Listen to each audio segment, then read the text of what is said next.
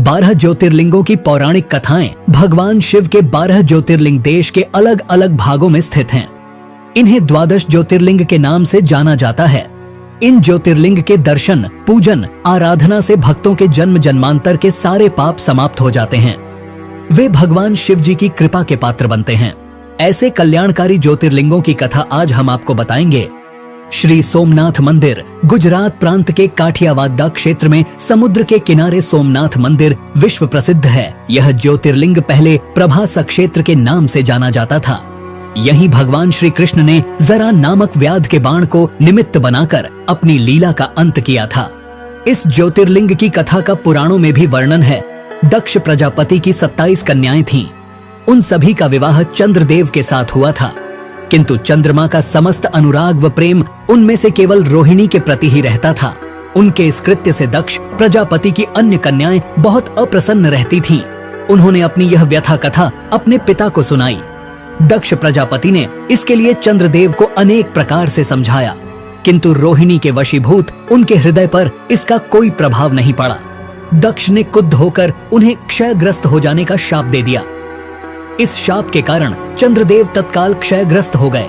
उनके क्षयग्रस्त होते ही पृथ्वी पर सुधा शीतलता वर्षण का उनका सारा कार्य रुक गया। चारों ओर त्राही त्राही मच गई। चंद्रमा भी बहुत दुखी और चिंतित रहने लगे थे।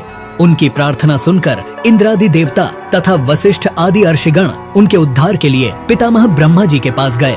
सारी बातों को सुनकर ब्रह्मा जी ने कहा, चंद्रमा, अपने शाप विमोचन के लिए अन्य देवों के साथ पवित्र प्रभास क्षेत्र में जाकर मृत्युंजय भगवान शिव की आराधना करो। उनकी कृपा से अवश्य ही इनका शाप नष्ट हो जाएगा और ये रोगमुक्त हो जाएंगे। ब्रह्मा जी के कहे अनुसार चंद्रदेव ने मृत्युंजय भगवान की आराधना का सारा कार्य पूरा किया। उन्होंने घोर तपस्या करते हुए 10 करोड़ बार मृत्युंजय मंत्र का जप किया। इससे प्रसन्न होकर मृत्युंजय भगवान शिव ने उन्हें अमृतत्व का वर प्रदान किया। उन्होंने कहा, चंद्रदेव, तुम शोक न करो। मेरे वरदान से तुम्हारा शाप मोचन तो होगा ही, साथ ही साथ प्रजापति दक्ष के वचनों की रक्षा भी हो जाएगी। कृष्ण पक्ष में प्रतिदिन तुम्हारी एक एक कला क्षीण होगी, किंतु शुक्ल पक्ष में उसी क्रम से तुम्हारी एक एक कला बढ़ जाया करेगी।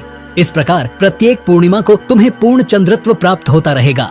चंद्रमा को मिलने वाले इस वरदान से सारे लोकों के प्राणी प्रसन्न हो उठे। सुधाकर चंद्रदेव पुनः 10 दिशाओं में सुधा वर्षण का कार्य पूर्ववत करने लगे। शाप मुक्त होकर चंद्रदेव ने अन्य देवताओं के साथ मिलकर मृत्युंजय भगवान से प्रार्थना की कि आप माता पार्वती जी के साथ सदा के लिए प्राणों के उद्धारार्थ यहाँ निवास करें। भगवान शिव उनकी इस प्रार्थना को स्वीकार करके ज्योतिर्लिंग के रूप में माता पार्वती जी के साथ तभी से यहाँ रहने लगे।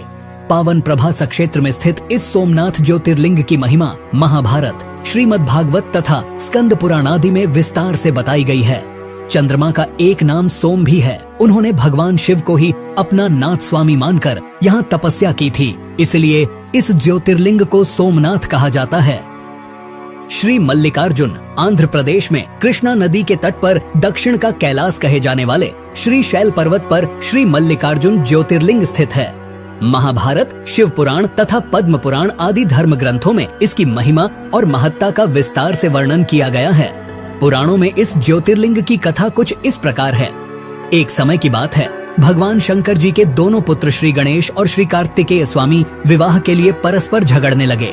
प्रत्येक का आग्रह था कि पहले मेरा विवाह किया जाए। उन्हें लड़ते झगड़ते देखकर भगवान शंकर और मां पार्वती ने कहा, तुम लोगों में से जो पहले पूरी पृथ्वी का चक्कर लगाकर यहाँ वापस लौट आएगा, उसी का विवाह पहले किया जाएगा। माता पिता की यह बात सुनकर श्री कार्तिकेय स्वामी तो अपने वाहन मोर पर विराजित हो तुरंत पृथ्वी के चक्कर लगाने के लिए दौड़ पड़े। गणेश जी के लिए तो यह कार्य बड़ा ही कठिन था। एक तो उनकी काया स्थूल थी, दूसरे उनका वाहन भी मूषक चूहा था। भला वे दौड़ में स्वामी कार्तिकेय की बराबरी किस प्रकार कर पाते। लेकिन उनकी काया जितनी स्थूल थी, बुद्धि उसी के अनुपात में सूक्ष्म और तीक्ष्ण थी। उन्होंने पृथ्वी की परिक्रमा का एक सुगम उपाय खोज निकाला।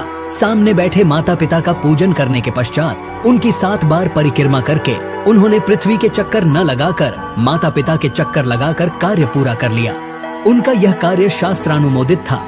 पूरी पृथ्वी का चक्कर लगाकर स्वामी कार्तिकेय जब तक लौटे तब तक श्री गणेश जी का रिद्धि और सिद्धि नाम वाली 2 कन्याओं के साथ विवाह हो चुका था और उन्हें क्षेम तथा लाभ नामक 2 पुत्र भी प्राप्त हो चुके थे। यह सब देखकर स्वामी कार्तिकेय अत्यंत रुष्ट होकर क्रौंच पर्वत पर चले गए। माता पार्वती वहां उन्हें मनाने पहुंची। जब कार्तिक को पता चला कि उनकी माता पिता यहाँ आने वाले हैं, तो कार्तिक वहां से दूसरी जगह चले गए। जिस स्थान में माता पार्वती और भगवान शिव ने अपने पुत्र की प्रतीक्षा की थी, उसे अब श्रीसेलम के नाम से जाना जाता है। उन्होंने अपने पुत्र से परेशान होकर उन्होंने एक ज्योतिर्लिंग का रूप धारण किया और वहीं रहने लगे, और तब से मल्लिकार्जुन ज्योतिर्लिंग के नाम से प्रख्यात हुए। मल्लिका का अर्थ है पार्वती और अर्जुना का अर्थ है शिव। इस मल्लिकार्जुन शिवलिंग का दर्शन पूजन एवं अर्चन करने वाले भक्तों की सभी सात्विक मनोकामनाएं पूर्ण हो जाती हैं। दैहिक, दैविक, भौतिक सभी प्रकार की बाधाओं से वे मुक्त हो जाते हैं। श्री महाकालेश्वर यह परम पवित्र ज्योतिर्लिंग मध्य प्रदेश के उज्जैन नगर में है। क्षिप्रा नदी के तट पर स्थित उज्जैन प्राचीन काल में उज्जैनी के नाम से विख्यात था। इसे अवंतिकापुरी भी कहते थे। यह भारत की परम पवित्र सप्तपुरियों में से एक है। महाभारत, शिव पुराण एवं स्कंद पुराण में महाकाल ज्योतिर्लिंग की महिमा का पूरे विस्तार के साथ वर्णन किया गया है। इस ज्योतिर्लिंग के विषय में एक कथा इस प्रकार कही जाती है। किसी समय अवंतिकापुरी में वेदपाठी तपोनिष्ठ एक अत्यंत तेजस्वी ब्राह्मण रहते थे। एक दिन दूषण नामक एक अत्याचारी असुर उनकी तपस्या में विघ्न डालने के लिए वहां आया। ब्रह्मा जी से वर प्राप्त कर वह बहुत शक्तिशाली हो गया था। उसके अत्याचार से चारों ओर त्राही त्राही मची हुई थी। ब्राह्मण को कष्ट में देखकर प्राणी मात्र का कल्याण करने वाले भगवान शंकर वहां प्रकट हो गए। उन्होंने एक हुंकार मात्र से उस दारुण अत्याचारी दानव को वहीं जलाकर भस्म कर दिया। ब्राह्मणों ने महादेव से यहीं विराजमान होने के लिए प्रार्थना की। ब्राह्मणों के निवेदन से प्रसन्न होकर शिव जी यहाँ महाकालेश्वर ज्योतिर्लिंग के रूप में वास करने लगे। भगवान वहाँ हुंकार सहित प्रकट हुए, इसीलिए उनका नाम महाकाल पड़ गया। इसीलिए परम पवित्र ज्योतिर्लिंग को महाकाल के नाम से जाना जाता है। भगवान शिव समय यानी काल के अंत तक यहीं रहेंगे, इसलिए भी इन्हें महाकाल कहा जाने लगा। श्री ओंकारेश्वर यह ज्योतिर्लिंग मध्य प्रदेश में पवित्र नर्मदा नदी के तट पर ओम आकर के पर्वत पर स्थित है। इस स्थान पर नर्मदा के दो धाराओं में विभक्त हो जाने से बीच में एक टापू सा बन गया है। इस टापू को मानधाता पर्वत या शिवपुरी कहते हैं। नदी की एक धारा इस पर्वत के उत्तर और दूसरी दक्षिण होकर बहती है। दक्षिण वाली धारा ही मुख्य धारा मानी जाती है। इसी मानधाता पर्वत पर श्री ओंकारेश्वर ज्योतिर्लिंग का मंदिर स्थित है। पूर्व काल में महाराज मानधाता ने इसी पर्वत पर अपनी तपस्या से भगवान शिव को प्रसन्न किया था। इसी से इस पर्वत को मानधाता पर्वत कहा जाने लगा। इस ओंकारेश्वर ज्योतिर्लिंग के दो स्वरूप हैं। एक को ममलेश्वर के नाम से जाना जाता है। यह नर्मदा के दक्षिण तट पर ओंकारेश्वर से थोड़ी दूर हटकर है। पृथक होते हुए भी दोनों की गणना एक ही में की जाती है। शिवलिंग के दो स्वरूप होने की कथा पुराणों में इस प्रकार है। एक बार विंध्य ने पार्थिव अर्चना के साथ भगवान शिव की 6 मास तक कठिन उपासना की।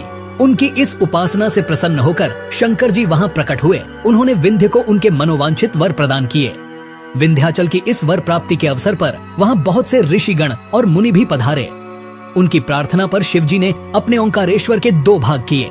एक का नाम ओंकारेश्वर और दूसरे का ममलेश्वर पड़ा। दोनों लिंगों का स्थान और मंदिर पृथक होते भी दोनों की सत्ता और स्वरूप को एक ही माना गया है। ओंकारेश्वर शिव भगवान का अकेला ऐसा मंदिर है जहां रोज गुप्त आरती होती है। इस दौरान पुजारियों के अलावा कोई भी गर्भगृह में नहीं जा सकता। शिव पुराण में इस ज्योतिर्लिंग की महिमा का विस्तार से वर्णन किया गया है। श्री ओंकारेश्वर और श्री ममलेश्वर के दर्शन का पुण्य बताते हुए नर्मदा स्नान के पावन फल का भी वर्णन किया गया है।